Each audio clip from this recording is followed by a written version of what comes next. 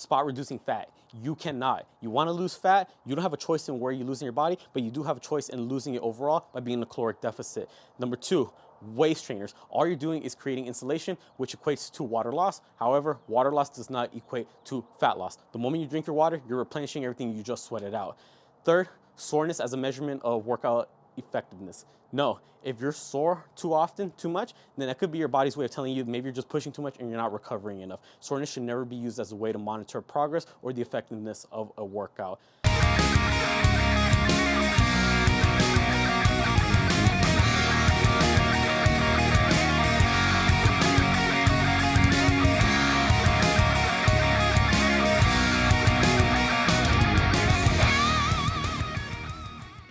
If you are doing any of these, it is not your fault. Maybe you just didn't know any better. Luckily for you, I'm here to help you out. What's up everyone? David here. Got a new video for y'all today. But before we get into it, if you haven't already, make sure you subscribe to the channel, hit the bell notification so you don't miss out on any new videos. Remember, new videos every week. So today we're gonna be debunking the biggest bullshit that we be seeing in the fitness industry. We're gonna be going over 5 things that many people do thinking it's correct, but in reality, it is wrong. So if you're doing any one of these 5s, again, it is not your fault. Maybe you saw some bullshit influencers spreading out misinformation. Look for you. I'm here to break it down so you understand it, so you don't keep doing these things. Bullshit number 1, spot reducing fat. You can't. People will often do certain exercises thinking that it's gonna help them burn the fat in that particular area in their body. But the truth is, you can't choose where specifically you're gonna be losing the fat. For example, some people may say, oh, I wanna lose the fat off of their stomach. So they start doing all these different ab exercises thinking it's gonna burn the fat specifically around their belly. Other people are gonna be doing something like tricep pushdown saying, I wanna get rid of the flab underneath their arm. But in reality, that's not gonna happen. If you want to lose fat, you need to understand your body's gonna lose it throughout everything. You can't choose one particular area, and hitting a specific exercise for that body part, thinking it's gonna lose the fat is completely wrong. What in fact you are doing is you're building up the muscle in that area. For the triceps, if we were to do this, thinking you're gonna get rid of that flab on the underside of your arm, that's not gonna happen. What you are doing is building up your tricep. If you're gonna be doing all these different ab exercises like crunches and sit-ups, what you're doing is building up the six-pack muscles. However, the layer of fat in all these exercises, doesn't matter what it is, that fat layer is still gonna lie over the muscle. So although you are building up that particular muscle, it will never show or be as completely defined as you may like unless you get rid of that layer of fat. And the only way you're going to be losing fat is to be in a caloric deficit. What that means is you gotta burn more calories than it is that you are consuming. So you either gotta hit the cardio more, watch what the diet is, burn more calories overall if you wanna lose that fat. Where you're gonna lose it, sorry buddy, you don't get a say in where that is. Bullshit number 2, waist trainers. Never have worked, never will work, throw it away. What else do you need? Realistically, there's 2 main reasons of why you would be wearing this monstrosity in the first place. Number 1 is you probably don't know any better, so you think that by wearing it while you're working out, you're actually gonna be burning the fat inside of your stomach. Second reason is you're probably overweight and you're just using it to hold your gut in, so you're using it more as a corset rather than for weight loss or fat burning purposes. Either way, you're both wrong. Whatever your reason is for wearing one of these, I need you to grow up and take it off. All right, what this is causing is insulation. Insulation, heat. You're creating water loss. That's why you're sweating more, especially in this mid-region. However, water loss does not equate to fat loss. If you're wearing this with the intention of making your waist and midsection smaller, thinking it's gonna burn the fat off, you are sadly mistaken.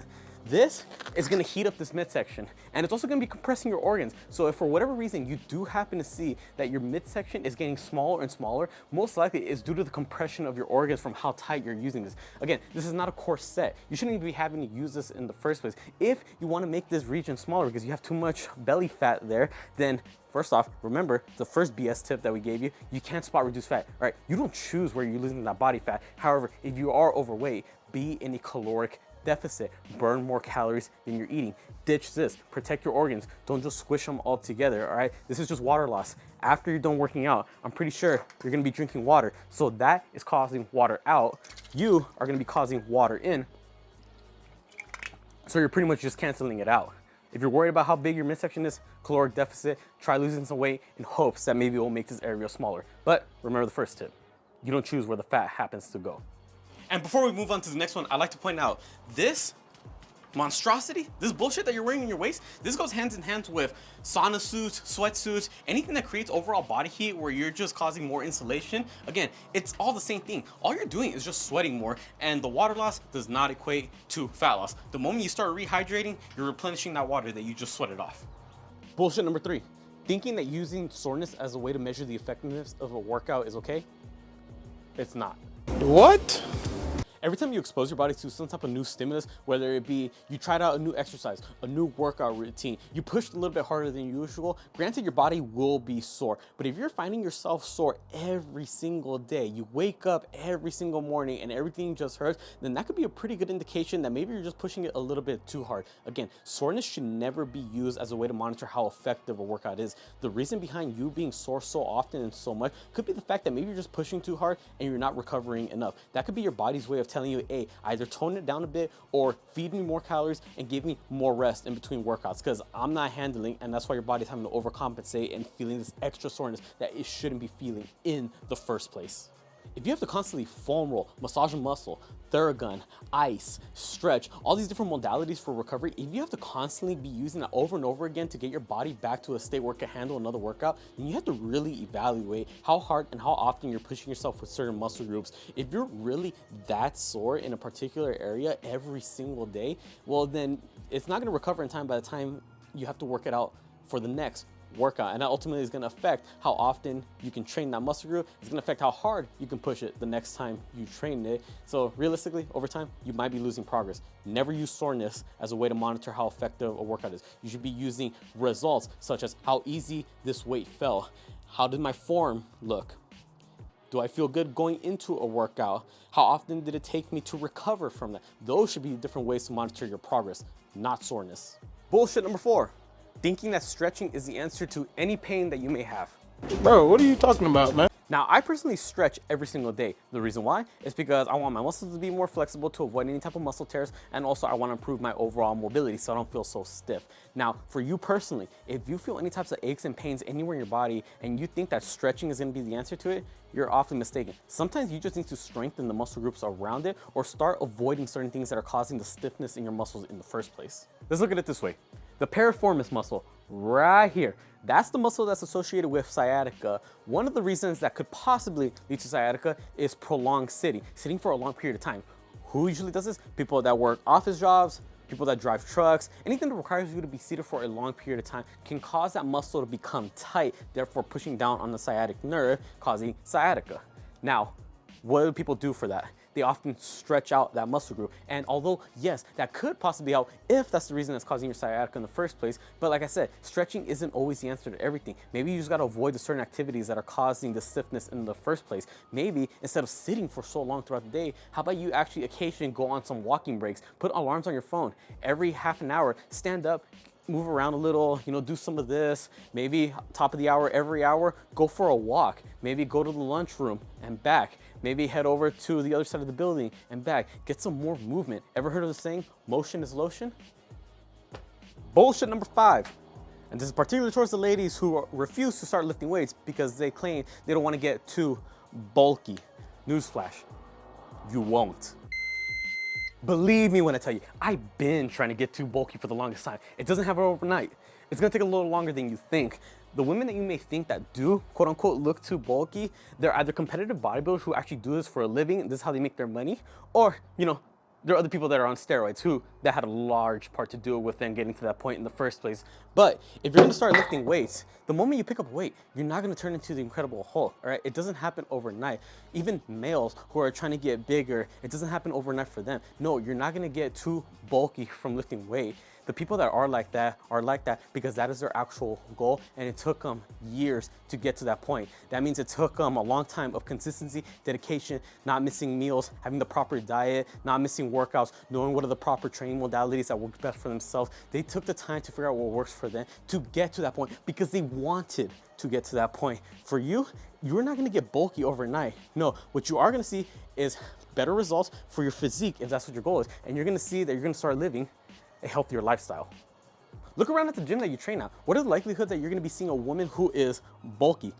More likely than not, you are gonna be seeing a guy, a man who is bulky the way that you may assume.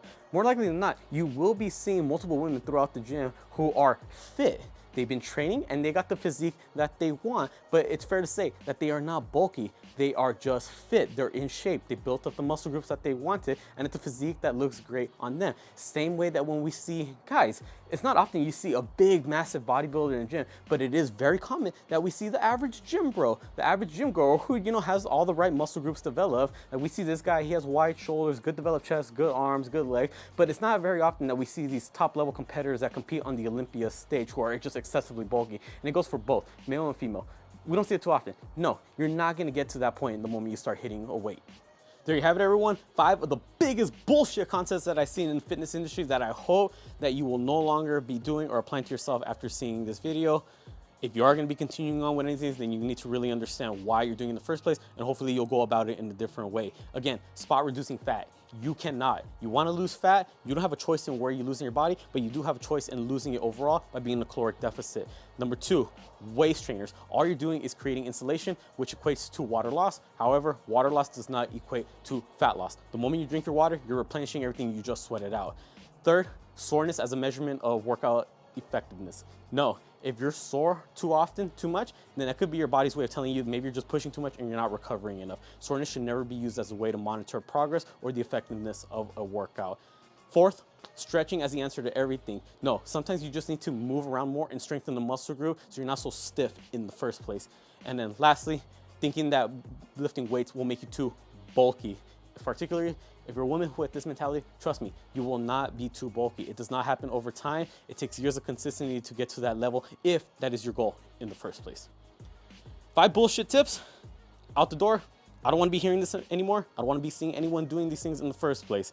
Comment down below if this video was helpful. Comment down below if you want me to see me do another video going over 5 additional bullshit tips that you want a little bit more insight to, or want to find out if it is bullshit in the first place or not.